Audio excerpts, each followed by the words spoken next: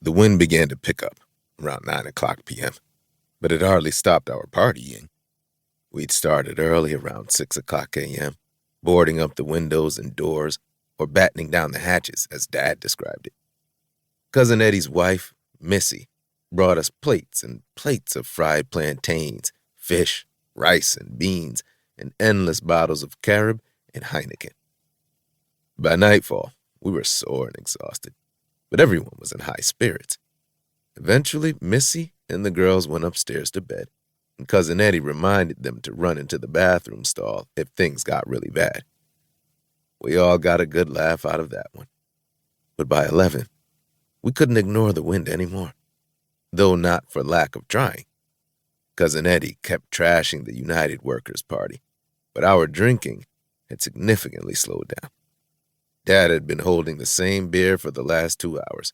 The lights flickered 2, 3 times. "Everything okay?" Cousin Eddie shouted at the staircase. Screw it. I called home. Leandra's face filled up on my phone screen. "Hey," I said, wanting to tell her how beautiful she looked. She was in a good mood, lucky for me. "Weather's not too bad yet," I assured her. "Where's my son?" I shared the video of Dante grinning in his SpongeBob pajamas. Dante lit up at seeing Dad's face. "Good night, Grandpa," he waved, and Dad beamed into the screen. "Don't get eaten by the hurricane, Grandpa." Dante grinned his three-toothed smile, holding up a drawing of a monster that I supposed was his rendering of Hurricane Maria. "I won't, little man," Dad said, poking a wrinkled finger at the screen. "You keep safe in Boston, okay?"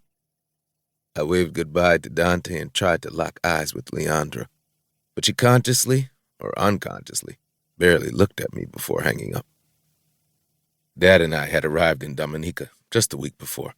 His victory lap, or grand tour, as I was calling it, took us the length and breadth of the island, introducing us to new family members and sights like the boiling lake and the emerald pool that earned the island its reputation as the nature island.